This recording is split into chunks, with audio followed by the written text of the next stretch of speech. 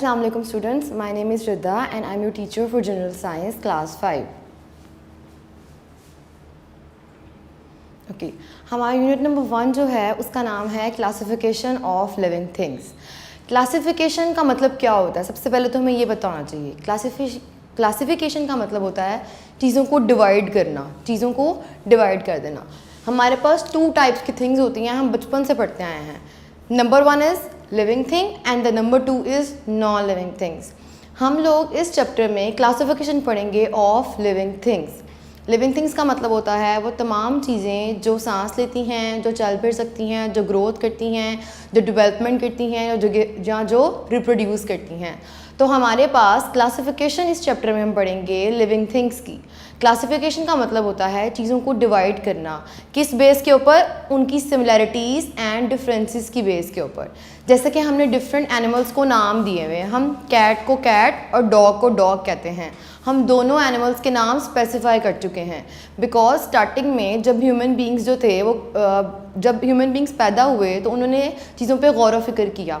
इंसान को शुरू से ही गौर व फिक्र की आदत थी। उसने पहले क्लासिफाई किया कि हमारी तरह की और भी चीज़ें हैं जो डेवलपमेंट करती हैं, जो ग्रोथ करती हैं, जो कि अपने यंग वंस को प्रोड्यूस करती हैं।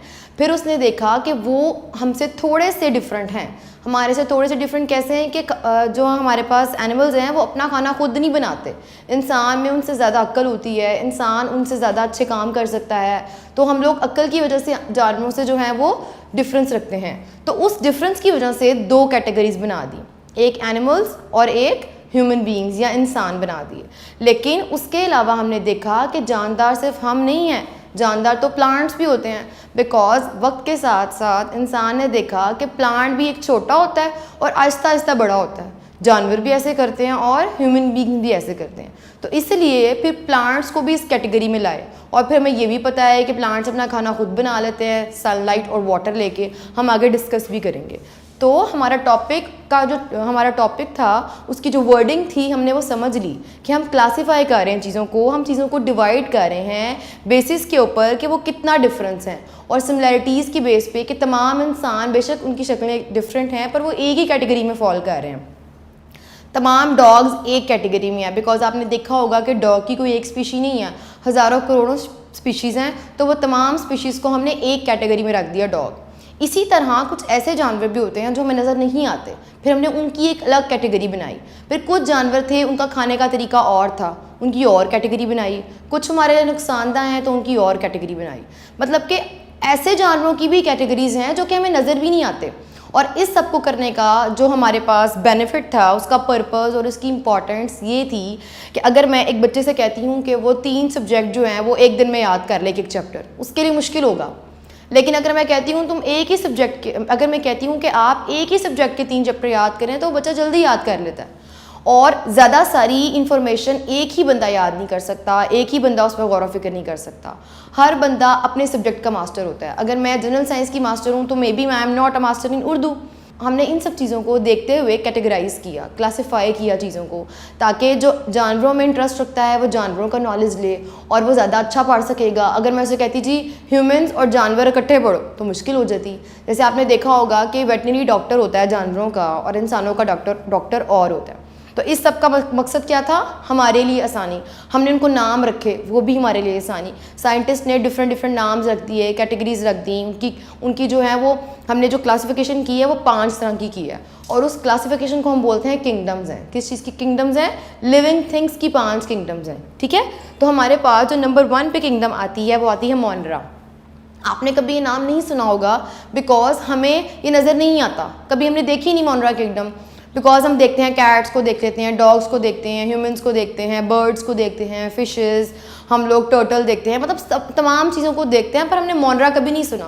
बिकॉज हम देखेंगे तो हम उसके बारे में डिस्कस करेंगे ना, हमने कभी देखी ही नहीं मोनरा किंगडम, तो इसलिए फिर हमने कभी डिस्कस भी नहीं किया। लेकिन चूँकि 5 किंगडम्स हैं और हमें इनका पता होना चाहिए, तो हम सबसे पहले वो किंगडम पढ़ेंगे जो सबसे छोटी है, जो हमें नज़र ही नहीं आती है। आपको पता है कि आपने कभी कभी नाम सुना होगा, बैक्टीरिया हैं, जर्म्स हैं, वायरसेस हैं। वायरस के बारे में तो हम बहुत ज़्यादा सुन रहे हैं और समझ रहे हैं और हमें पता चल रहा है, लेकिन वो नज़र नहीं आता। तो समहाउ थोड़ा बहुत आपको अब फेमिलियर होने लग गए हैं आप। जो मोनरा किंगडम होती है ना, उसमें बैक्टीरिया होते हैं। और बैक्टीरिया आप सबको पता है कि जर्म्स होते हैं जो हमारे लिए नुकसानदा होते हैं। इनकी भी आगे से बहुत सारी डिफरेंट टाइप्स हैं जो हम जैसे जैसे नेक्स्ट क्लासेस में जाएंगे, आप जैसे जैसे नेक्स्ट क्लासेस में जाएंगे हम उसके बारे में स्टडी करते जाएंगे। तो जो मॉन्ड्रा होती है उसमें बैक्टीरिया होते हैं। यूनिसेलुलर, यूनी का मतलब होता है वन। कभी भी किसी चीज़ के साथ यूनी लग जाएगा इट मीन्स कि हम एक चीज़ की बात कर रहे हैं। किस चीज़ की? एक चीज़ की। यूनी का मतलब होता है वन, सेलुलर का मतलब होता है सेल, सेल से मिलके बना हुआ, एक सेल से मिलके बना हुआ। हमारी बॉडी में जितनी जो भी ऑर्गन्स बने हुए हैं, हमारी स्किन है, हमारे टिश्यूज़ हैं, हम जो भी हमारी बॉडी में ऑर्गन्स बने हुए हैं, वो तमाम चीज़ें एक छोटी चीज़ से मिलके बनते हैं और उस सबसे छोटी चीज़ को हम कहते हैं सेल, उसको बोलते हैं हम सेल।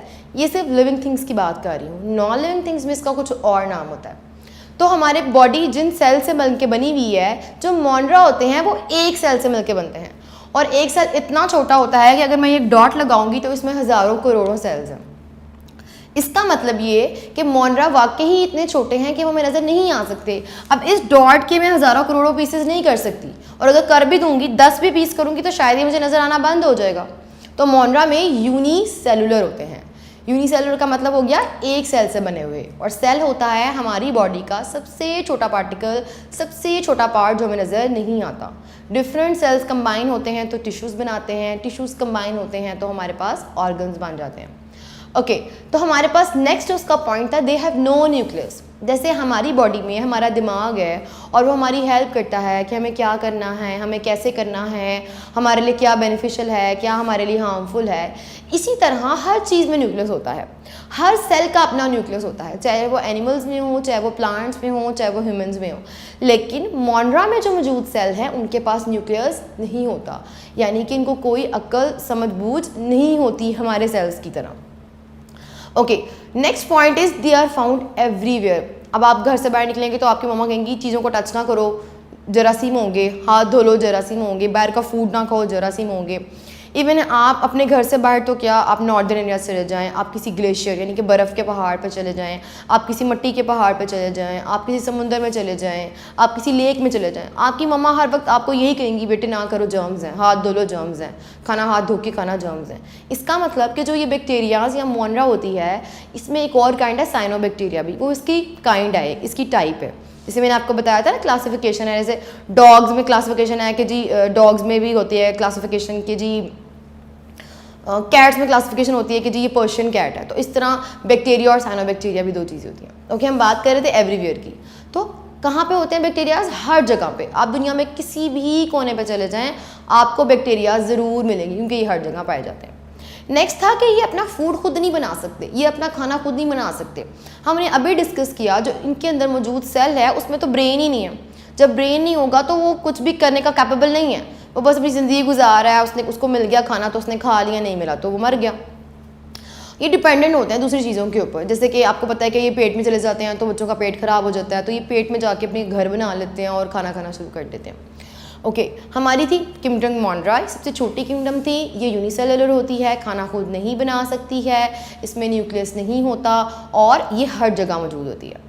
नेक्स्ट हमारे पास है प्रोटिस्टा। आपने इसका नाम कम सुना होगा, एक आधी इसमें जो चीज़ है उसका नाम सुना होगा या शायद ना सुना हो। ओके, तो ये माइक्रोस्कोपिक है, यानी कि माइक्रोस्कोपिक, माइक्रो का मतलब होता है बहुत छोटा, इतना छोटा जो आंखों से नज़र ना आ सके। माइक्रोस्कोप एक ऐसा इंस्ट्रूमेंट होता है जिससे हम उन चीज़ों को देखते हैं जो हमें नज़र नहीं आ सकती। तो इसका मतलब प्रोटिस्टा एक ऐसी किंगडम है या एक ऐसी क्लासिफिकेशन है जो कि हमें अपनी नेकेड आई से नज़र, नेकेड मतलब खुली आंख से नज़र नहीं आ सकती। उसके लिए हम एक इंस्ट्रूमेंट यूज़ करते हैं माइक्रोस्कोप। तो इसलिए हमने इनका नाम ही माइक्रोस्कोपिक ऑर्गेनिज्म रख दिया। ऑर्गेनिज्म मतलब जानदार। तो प्रोटिस्टा क्या हो गए? Microscopic organism. और ये भी यूनिसेलुलर हैं, लेकिन ज़रूरी नहीं है कि ये सारे के सारे ही यूनिसेलुलर हों, कुछ मल्टी सेलुलर भी होते हैं, यानी कि इनमें दो काइंड्स आ जाती हैं, कुछ यूनिसेलुलर और कुछ मल्टी सेलुलर। इसमें एक हमारे पास जो है वो एग्जांपल है अमीबा। आप देख रहे हैं इसके डिफरेंट छोटे छोटे पाँव हैं, ठीक है। अगर ये कट जाता है तो ये ग्रो कर जाता है, जो कहते हैं सूडोपॉड्स, और ये यूनिसेलुलर है, मतलब ये एक ही है और ये नज़र नहीं आता। इस तरह मल्टी सेलुलर भी हैं, कुछ थ्रेड लाइक स्ट्रक्चर्स होते हैं हमारे पास, स्पायरोजेरा। फिर हमारे पास एक और ना कॉकरोच टाइप का स्ट्रक्चर होता है ऐसे करके यूँ, उसके ऐसे करके विंग्स होते हैं। तो ये हमारे पास क्लेमोडोमोनास होता है, दिस इज ऑल्सो यूनिसेलुलर। लेकिन स्पैरोजारा जो होता है ना वो लंबा लंबा सा होता है, थ्रेड्स में, धागों की तरह का, और जो वो होता है वो मल्टीसेलुलर होता है। इनके पास, इनकी बॉडी में या तो सूडोपॉड इनके पाँव होते हैं छोटे छोटे से, जिससे ये अपनी बॉडी को मूव करते हैं। या सीलिया होते हैं, सीलिया का मतलब होता है बारीक बारीक से थ्रेड्स ही हूँ, जिससे अपनी बॉडी को मूव कर सकते हैं, ठीक है। Cilia and pseudopods are their feets, ठीक है, they work as their feets. उसके बाद यूकैरियोट है, यूकैरियोट इज साइलेंट। यूकैरियोट्स का मतलब होता है दे डू हैव न्यूक्लियस, यानी कि इनके अंदर जो मल्टी सेलुलर और यूनिसेलुलर होंगे उनमें न्यूक्लियस होगा। आपने देखा होगा कि ये जो अमीबा है इसके अंदर दरमियान में एक सेंटर में इसका एक ब्रेन है, ये इसका न्यूक्लियस है। इस तरह क्लेमोडोमोनास में ये इसका न्यूक्लियस है, ठीक है। तो मोनरा में नहीं था हमारे पास, तो मोनरा को हम नो न्यूक्लियस के अलावा प्रोकैरियोट्स भी कह सकते हैं, लेकिन इसको यूकैरियोट कहते हैं बिकॉज इसमें न्यूक्लियस होता है। इस तरह हमारे सेल्स भी यूकैरियोटिक हैं, एनिमल्स के भी, प्लांट्स के भी, ओके। तो नेक्स्ट हमारे पास था क्लोरोफिल। वो कह रहा है कि इसके अंदर क्लोरोफिल मौजूद होता है। हमने हमेशा याद रखना है कि जब भी हम कह देंगे ना कि किसी चीज़ में क्लोरोफिल है, it means they can make their own food, वो अपना खाना खुद बना सकते हैं। और मोस्टली अगर आप अपनी बुक में इसकी कलर्ड पिक्चर्स देखें तो वो ग्रीन ग्रीन सी हैं, इट मीन्स कि इसके अंदर क्लोरोफिल है। तो क्लोरोफिल जो होता है वो एक ग्रीन कलर का पिगमेंट होता है, और जिस भी चीज़ में मौजूद होता है वो क्या होती है, ग्रीन। तो इसके अंदर क्लोरोफिल है, इट मीन्स ये अपना खाना खुद बना सकते हैं। क्लोरोफिल एक ग्रीन पिगमेंट था जो हेल्प करता है किसी भी ऑर्गेनिज्म को अपना खाना खुद बनाने में, in the presence of water and sunlight. यानी कि इनको अगर हम वाटर दे देंगे तो ये क्या हो जाएंगे, अपना खाना खुद बनाने के काबिल हो जाएंगे, और ये अपना खाना खुद बना सकते हैं in the presence of sunlight. Next हमारे पास जो किंगडम है वो है फंजाई। फंगी भी बोलते हैं उसको, फंजाई भी बोलते हैं, both are accurate pronunciation, okay. Fungi में हाइफीज होते हैं, जैसे में सूडोपॉड्स थे और सीलिया थे ना उसके फीट, इस तरह में हाइफी होते हैं। This is a thread like structure, like this, छोटे छोटे से बारीक बारीक से थ्रेड्स होते हैं। और यूनिसेलुलर अगेन हमने अभी बात की थी कि जिसमें वन सेल होता है। मल्टी सेलुलर, मल्टी का मतलब होता है ढेर सारे, यानी कि इसमें दोनों टाइप्स हैं, अगेन यूनिसेलुलर भी हैं और मल्टी सेलुलर भी हैं। नेक्स्ट है फिलामेंटस, तीसरी भी टाइप है इनकी एक, फिलामेंट। फिलामेंट का मतलब होता है कोई लंबा सा धागा या डंडा टाइप, ठीक है। तो फिलामेंटस है, यूनिसेलुलर भी है, मल्टी सेलुलर भी है। इसका मतलब इसकी किंगडम में, फंजाई की किंगडम में बहुत ज़्यादा टाइप्स है, ओके। फिलामेंटस हो गए। लैक क्लोरोफिल, लैक का मतलब होता है कमी होना, ना होना, ठीक है। इसका मतलब इसमें तो क्लोरोफिल था, खाना बना लिया। अगर फंजाई लैक क्लोरोफिल तो फिर इसका मतलब फंजाई अपना खाना खुद नहीं बना सकती। अब फंजाई का एक अपना तरीका है खाना बनाने का। आप क्या करते हैं, अपने हाथ पे लोशन लगाते हैं, उसको रब करते हैं और लोशन गायब हो जाता है, और आप कहते हैं कि जी हमारी स्किन ने जो है वो लोशन को एब्जॉर्ब कर लिया है। तो उसका क्या मतलब होता है कि हमारी स्किन में बहुत बारीक बारीक से जहाँ पोर्स होते हैं, और वो पोर्स उन लोशन को एब्जॉर्ब कर लेते हैं। अब हमारे पास जो फंजाई है वो क्या करती है, जिस भी चीज़ के ऊपर ये होती है ना, इसकी बॉडी में से एक केमिकल निकलता है, एक्सक्रीट करती है। एक्सक्रीट मतलब निकालती है, अपनी बॉडी से एक केमिकल निकालती है जिसको हम कहते हैं एंजाइम। क्या बोलते हैं, एंजाइम। वो जो एंजाइम होता है ना, केमिकल, वो जब जिस चीज़ के भी ऊपर होगा ना, ये उसको मेल्ट करना शुरू कर देगी। लेट्स सपोज अगर मेरे हाथ पे फंगस लगी है तो वो मेरी स्किन को एंजाइम्स निकाल के ना लिक्विड सा तो मेल्ट करना शुरू कर देगी। जब मेरी ऊपर वाली स्किन मेल्ट हो जाएगी तो ये फंजाई उसको अपनी बॉडी में एब्जॉर्ब कर लेगी। जैसे हमारी बॉडी लोशन को एब्जॉर्ब करती है, फंजाई हमारी बॉडी में से फंजाई जो है वो हमारी बॉडी को एब्जॉर्ब कर लेगी with the help of that chemical, जिसका नाम हमने क्या रखा है, एंजाइम, ठीक है।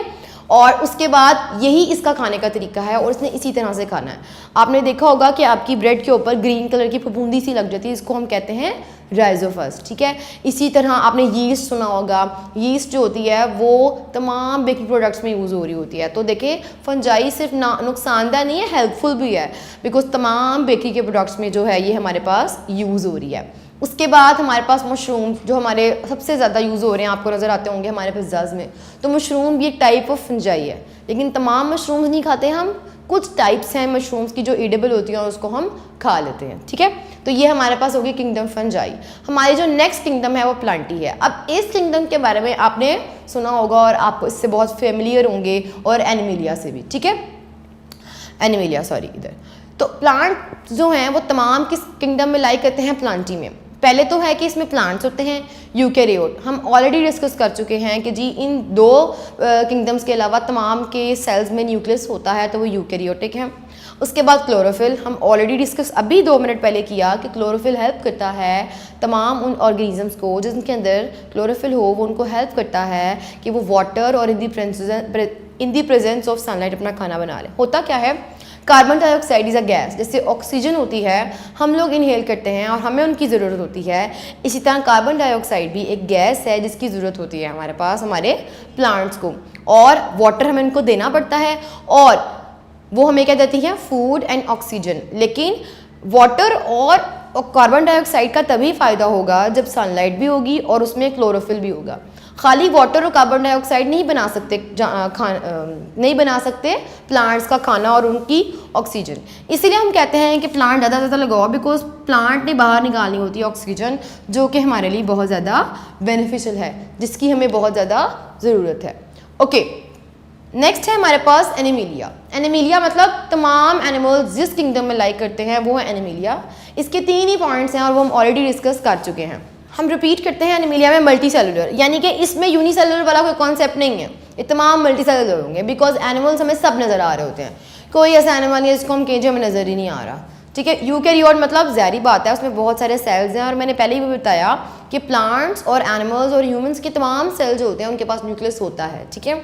उसके बाद holozoic mod, this is the new thing. जैसे हमने अभी पढ़ा एब्जॉर्प्टिव मॉड ऑफ न्यूट्रिशन, इसी तरह हमारे पास है holozoic mod of nutrition. Holozoic mod of nutrition क्या होता है, जो हमारा है, जो हम ह्यूमंस का है।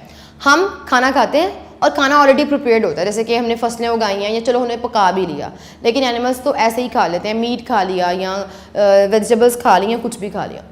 उसको जब वो खाते हैं तो अपनी बॉडी में ले जाते हैं, जो कि स्टमक में जाके डाइजेस्ट हो जाता है। वो जो डाइजेस्टेड फूड होता है ना, कुछ तो एक्सक्रीट कर देते हैं। जो डाइजेस्टेड फूड होता है, जो हेल्पफुल होता है, जिसमें सारे न्यूट्रिएंट्स होते हैं, वो तमाम जो खाना है वो हमारे ब्लड में शामिल होता है और हमारे में एनर्जी आती है। तो हमारा खाना डायरेक्टली तो नहीं लेकिन इनडायरेक्टली किस में शामिल हो जाता है, ब्लड में। तो ये जो सारा प्रोसेस हम पढ़ रहे हैं कि खाना खाना, उसका डाइजेस्ट होना और फिर हमारे ब्लड में शामिल हो जाना, इसको हम बोलते हैं holozoic mod of nutrition. Okay, तो ये थी हमारी 5 किंगडम्स। तो हमारी 5 किंगडम्स यहाँ पे डिस्क्राइब्ड हो गई। हमने पढ़ा कि वो कैसे खाना खाते हैं, हमने भी देखा कि उनकी बॉडी कैसी है, हमने देखा वह यूनिसेलुलर हैं, मल्टी सेलुलर हैं, प्रोकैरियोटिक हैं, यूकैरियोटिक हैं, क्लोरोफिल है कि नहीं है उनमें, ये सब बातें पढ़ ली। अब हमने करना है एनिमीलिया को। बाकी सारी किंगडम्स को नहीं हम डिस्कस कर रहे, हम अभी सिर्फ एनिमीलिया को फर्दर डिस्कस करेंगे। हम फर्दर इसको डिवाइड करेंगे, जैसे कि डॉग्स को हमने फर्दर डिवाइड किया उनकी डिफरेंट नस्लों के अंदर कि जी इतनी इतनी इसमें नस्लें आ रही हैं, ये जो चीज़ें होती हैं। कुछ डॉग्स के बड़े हेयर्स होते हैं, कुछ के छोटे होते हैं, कुछ जो हैं वो बहुत ज़्यादा वफादार होते हैं, कुछ वफादार नहीं होते हैं। अच्छा, इस तरह क्लासिफिकेशन ऑफ एनिमल्स में हमारे पास 2 टाइप्स आ जाएंगी। कुछ एनिमल होते हैं वर्टिब्रेट्स और कुछ होते हैं इनवर्टिब्रेट्स। ओके, हमने 4th क्लास में भी ये कॉन्सेप्ट दिया हुआ है कि क्लासिफिकेशन ऑफ एनिमल्स। एनिमल्स जो हैं वो 2 तरह के होते हैं, एक तो वर्टिब्रेट्स और एक इनवर्टिब्रेट्स। वर्टिब्रेट्स ऐसे एनिमल्स होते हैं जिनकी बैकबोन होती है, जैसे कि कैट, डॉग और काऊ, हैन, कोई भी हो, इन सब की बैकबोन्स होती हैं। कुछ हमारे पास होते हैं इनवर्टिब्रेट्स। इनवर्टिब्रेट्स वो तमाम एनिमल्स हैं जिनके पास बैकबोन नहीं होती। आपको पता है कि बैकबोन हमें हेल्प करती है खड़े होने में। तो अगर हम एग्जांपल्स में भी देखें तो जो हमारे पास कुछ ऐसे जानवर होते हैं जो कि खड़े नहीं हो सकते, जो कि रेंगते हैं, तो उनके पास बैकबोन नहीं है, और जो खड़े हो सकते हैं उनके पास बैकबोन है। जैसे कि हमारे पास भी बैकबोन है, वो हमारी हेल्प करती है खड़ा होने में, ठीक है। तो वर्टिब्रेट्स वो एनिमल्स हैं जिनके पास बैकबोन है, और इनवर्टिब्रेट्स वो एनिमल्स हैं जिनके पास बैकबोन नहीं है। नंबर 1 पे हमारे पास आ जाती है फिश। हम सब ने फिश को देखा हुआ है, हम सब इससे फेमिलियर हैं। आज हम पढ़ेंगे कि इसकी क्या कैरेक्टरिस्टिक्स हैं, और this is also your long question, और वर्टिब्रेट्स एंड इनवर्टिब्रेट्स ये भी आपका शॉर्ट क्वेश्चन है, ठीक है। अब हमने क्या जो नंबर 1 पॉइंट देखा वो देखा कि इसकी बॉडी के ऊपर ऐसे गोल गोल से स्केल्स होते हैं, यूँ उसकी बॉडी के ऊपर, पूरी के ऊपर। अगर कभी मछली को कटते हुए देखा हो तो आपने देखा होगा कि वो जो स्केल्स होता है उसमें से निकाल रहे होते हैं। वो बेसिकली उसकी बॉडी की प्रोटेक्शन के लिए होते हैं कि उसकी स्किन थोड़ी हार्ड हो जाती है, जिससे वो बहुत सारी चीज़ों से बच सकती है। उसके बाद इसके गिल्स होते हैं। आपको पता है कि मछली पानी में रहती है और आपको पता है कि हम लोग जो सांस लेते हैं वो हवा में ले रहे हैं। हम लोग कहते हैं कि हम सांस लंग से ले रहे हैं, पर मछली और हम पानी में जाके सांस नहीं ले सकते। लेकिन जो फिश होती है उसने तो पानी में रहना होता है, तो इसकी बॉडी में लंग्स नहीं होते। एक स्पेशल स्ट्रक्चर होता है जो इसकी हेल्प करता है कि ये पानी के अंदर रहते हुए सांस ले सके, और वो जो स्पेशल स्ट्रक्चर है उसका नाम होता है गिल्स। क्या नाम होता है? गिल्स। गिल्स उसकी हेल्प करते हैं सांस लेने में। उसके बाद है फिन्स। जो फिन्स होते हैं वो इसका अपर पार्ट होता है, ये वाला पार्ट। ये इसकी हेल्प करता है स्विमिंग करने में, साथ ही इसकी टेल भी इसकी हेल्प करती है स्विम करने में। कुछ जो होती हैं हमारे पास फिशेस, उनके ऊपर नहीं होता फिन, नीचे ही 2 फिन्स होते हैं जिससे वो स्विम कर सकती हैं। कुछ के अंदर ज़्यादा होते हैं, ठीक है। और नंबर 1 बात थी हमारे पास कि इसके पास गिल्स हैं, फिन्स हैं, टेल्स हैं। नंबर 2 बात कि ये अंडे देती है, दे ले एग्स, ठीक है। फिशेस हमेशा अंडे देती हैं। दूसरी बात ये है स्ट्रीमलाइन बॉडी। स्ट्रीमलाइन बॉडी का मतलब होता है इनकी इस शेप की बॉडी है, ट्रायंगुलर। आपने देखा होगा आगे से नोकीली और पीछे से जाके बड़ी हो जाती है। हमने इसी शेप को देखते हुए अपने फिशेस और अपने एरोप्लेन्स बनाए। स्ट्रीमलाइन का मतलब होता है कि अगर इसकी बॉडी इस तरह होगी तो इसको पानी को ज़्यादा फोर्स लगा के मूव करना पड़ेगा, ठीक है। अल्लाह ताला ने इसकी बॉडी को यूँ बनाया ताकि ये पानी को चीरती भी उसमें से गुजर सके। अगर पानी बहुत भी स्पीड में होता है तो जो फिशेस होती हैं वो उसमें तैर जाती हैं। आपने देखा होगा कि जो ट्राउट फिश होती है वो तो इतनी पावरफुल होती है कि अगर पानी ऊपर से आ रहा है ना तो वो उसकी ऑपोजिट डायरेक्शन में भी स्विम कर सकती है। तो किस लिए? अल्लाह ताला ने इनकी बॉडी को इस तरह से शेप की है, और इसी बॉडी को कॉपी करते हुए हमने अपने शिप्स और अपने एरोप्लेन्स बनाए हैं। स्ट्रीमलाइन बॉडी का मतलब होता है ऐसी बॉडी, ठीक है, जो आगे से बिल्कुल कम हो, जिसका एरिया बहुत कम हो आगे से, और पीछे से एरिया ज़्यादा हो, ताकि उसको एकदम से पानी को फोर्स ना लगानी पड़े, बल्कि पहले वो कम फोर्स लगाए और फिर पीछे वाली बॉडी से ज़्यादा फोर्स लगानी पड़े। तो ऐसी अगर बॉडी होगी तो हवा को और पानी को काट के चलना आसान हो जाएगा। स्केल्स से इसकी बॉडी में हमने आपको बताया कि वो उसकी हेल्प कर रहे हैं उसको क्या करने में, अपनी प्रोटेक्शन करने में। गिल्स जो हैं वो स्पेशल स्ट्रक्चर्स हैं फॉर ब्रीदिंग। नेक्स्ट हमारे पास है एम्फीबियंस। ये बड़ी स्पेशल टाइप की एक हमारे पास स्पेशल टाइप के एनिमल्स होते हैं, और ये भी वर्टिब्रेट्स ही हैं। अगर आप लॉन्ग क्वेश्चन में इसका आंसर लिखेंगे तो पॉइंट तो सबसे पहले यही होगा कि एम्फीबियंस आर द वर्टिब्रेट्स, ठीक है। ये वर्टिब्रेट्स होते हैं और इनका स्पेशल करैक्टर ये है कि ये पानी में भी रहते हैं और ज़मीन पे भी रहते हैं। अब इनकी बॉडी में वक्त के साथ साथ चेंजेस आते हैं। जैसे हमारी बॉडी है, हम छोटे होते हैं और हमारी बॉडी ग्रोथ करती है तो हम बड़े हो जाते हैं, हमें अक्ल आ जाती है, हम चीज़ों को समझने लग जाते हैं। तो इनकी बॉडी में चेंजेस ये आते हैं कि जब ये छोटे होते हैं, हम एग्जाम्पल ले लेते हैं फ्रॉग की। आपने देखा होगा कि फ्रॉग जो है वो पानी में जाके अंडे देता है, ठीक है, और फ्रॉग के एग्स बहुत सॉफ्ट होते हैं क्योंकि वो पानी के अंदर होते हैं। जब पानी में जाके वो अंडे देता है तो कुछ दिन के बाद उस पानी में जो अंडा होता है ना वो एक टैडपोड बन जाता है, यूँ करके उसका भी ना एक फिन तरह का स्ट्रक्चर बन जाता है। ये देखिए ऐसे करके ये टैडपोल सा बन जाता है। तो जो ये नीचे वाला स्ट्रक्चर है ये इसके फिन्स की तरह काम करता है और उसको हेल्प करता है कि ये तैर सके, और बड़ी तेज़ी से ये पानी में तैर रहा होता है। लेकिन उस वक्त इसकी बॉडी में मछलियों की तरह गिल्स होते हैं, बिकॉज इसने पानी में रहना होता है, और पानी में ये किस तरह सांस लेगा? With the help of a special structure called as gills. लेकिन जैसे जैसे ये बड़ा हो जाएगा और ये थोड़ा छोटा सा फ्रॉग बन जाएगा तो ये पानी से बाहर आ जाता है। अब पानी से बाहर आ जाएगा तो गिल्स तो इसकी हेल्प नहीं करेंगे सांस लेने में, तो ये तो मर जाएगा। तो उसके लिए इसकी बॉडी में चेंज ये आता है कि इसके बॉडी में आहिस्ता आहिस्ता लंग्स बन रहे होते हैं जब ये पानी में होता है, और जब ये बाहर निकलता है तो वो लंग्स प्रॉपर बन चुके होते हैं, और पानी से बाहर निकलते ही ये किससे लेता है सांस? अपने लंग्स से। तो इसकी बॉडी में क्या चेंजेस आए? टैडपोल से वो फ्रॉग बना, गिल्स से उसके अंदर क्या पैदा हो गए? गिल्स की बजाय उसके अंदर पैदा हो गए लंग्स, ठीक है। इसके बहुत सॉफ्ट होते हैं, इसकी डिफरेंट स्टेजेस होती हैं। स्टेजेस वही जो हमने अभी डिस्कस किए हैं कि एक स्टेज वो थी इसकी ज़िंदगी की जो इसने पानी में जो गुजारी, और आगे की जो तमाम ज़िंदगी है वो कहाँ गुजारेगा? ये लैंड के ऊपर। लेकिन ये पानी में भी कभी कभी जा सकता है बिकॉज गिल्स तो होते हैं ना इसमें। उसके बाद हमारे पास एक दूसरी टाइप आ जाती है रेप्टाइल्स। रेप्टाइल्स में आपने ऐसे जानवर देखे होंगे जिनकी बॉडी बहुत सख्त और हार्ड होती है, जैसे कि एलिगेटर हो गया, टर्टल हो गया। आपने डिफरेंट लिजर्ड्स देखी हुई जिनकी बॉडी बड़ी हार्ड होती है और स्केल से बने होते हैं। तो उनकी बॉडी की जो उनको देखते ही हम पहचान सकते हैं वो किस तरह की बॉडी बड़ी ड्राई है, खुश्क सी है, ठीक है। थिक है, बहुत थिक मतलब मोटी चमड़ी है उनकी। स्केली मतलब स्केल्स बने, जैसे देखें इसकी बॉडी पे स्केल बने हुए हैं और बड़ी हार्ड होती है इसकी बॉडी। अच्छा, और इनके एग्स भी बहुत हार्ड होते हैं। ये जो होते हैं अपने अंडे देते हैं ज़मीन के ऊपर, उनके अंडे बहुत हार्ड होते हैं। जैसे आपने देखा होगा कि मुर्गी के अंडे का बाहर वाला स्ट्रक्चर काफ़ी हार्ड होता है, इस तरह इनका स्ट्रक्चर हार्ड होता है। जो हमारे पास डायनासोर्स थे ना, वो भी इसी कैटेगरी में फॉल करते थे। और नंबर 1 बात कि ये वर्टिब्रेट्स हैं। Dry thick scaly skin, eggs जो होते हैं बहुत हार्ड होते हैं। 4 लिम्स होते हैं, नहीं देखें इसके 4 लिम्स हैं। लिम्स मतलब पैर की तरह की शक्ल होती है पर प्रॉपर पंजा नहीं बना होता, ठीक है। तो इसके लिम्स हैं, ठीक है, किसी के होते हैं किसी के नहीं होते। लिम्स जो थे ये टर्टल में हैं लिम्स, स्नेक्स है उसमें लिम्स नहीं है। टर्टल के 4 लिम्स हैं। लिम्स मैंने भी आपको बताया ऐसे पाँव जो कि हेल्प करते हैं चलने के लिए, लेकिन प्रॉपर एक पंजा नहीं बना होता, जैसे मुर्गी का पंजा होता है, जैसे बाकी जानवरों के पंजे बने होते हैं, हाथ बने होते हैं। और कुछ के नो लिम्स, और नो लिम्स की कैटेगरी में हमारे पास आएगा स्नेक। अच्छा, और इनके पास लंग्स होते हैं, बिकॉज हमें पता है कि ये जो स्नेक है, टर्टल है, डायनासोर है, ये तमाम चीज़ें जो हैं वो ज़मीन पे रहती हैं, तो ऑब्वियसली इनमें लंग्स ही होंगे।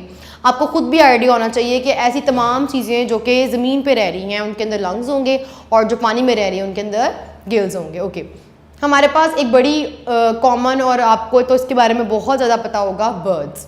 नेक्स्ट जो हमारी कैटेगरी है वो है बर्ड्स। बर्ड्स के पास फेदर्स होते हैं, फेदर्स मतलब पर होते हैं। विंग्स, फेदर्स का मतलब होता है पर जो छोटे छोटे उसकी बॉडी पे लगे होते हैं, और विंग्स का मतलब होता है वो स्ट्रक्चर जो परों से ढका होता है लेकिन उसकी हेल्प करता है फॉर फ्लाइंग। बीक मतलब इनकी चोंच होती है, छोटी सी नोकीला सा और सख्त मुंह होता है इनका, जिससे ये खाना खाते हैं, अपने बाकी के काम करते हैं। हॉलो का मतलब होता है खोखला। होलो बोन्स का मतलब होता है खोखली हड्डियाँ। जैसे हमारी हड्डियाँ जो होती हैं बड़ी स्ट्रॉन्ग हैं और बड़ी सॉलिड है, और हमारा वेट भी होता है 50 किलो 60, मतलब वेटेड है हम लोग। लेकिन होलो बोन्स का मतलब होता है ऐसी हड्डियाँ जो अंदर से खोखली हैं, ठीक है, सख्त नहीं है, मतलब हड्डियाँ तो हैं लेकिन बड़ी नाजुक हैं, कमज़ोर सी हैं। और आपने देखा होगा कि बर्ड्स बड़े नाजुक होते हैं, लाइट वेट होते हैं, तो वो इसी वजह से होते हैं कि उनमें हड्डियाँ तो मौजूद हैं लेकिन वो हॉलो हैं, खोखली अंदर से, लाइट एंड वेट हैं, और इसलिए हैं ताकि ये उड़ सके। इनकी बॉडी में एयर सैक्स होते हैं, मतलब कि ये अपने परों के अंदर हवा भर लेते हैं या हवा भर सकते हैं जब उड़े होते हैं।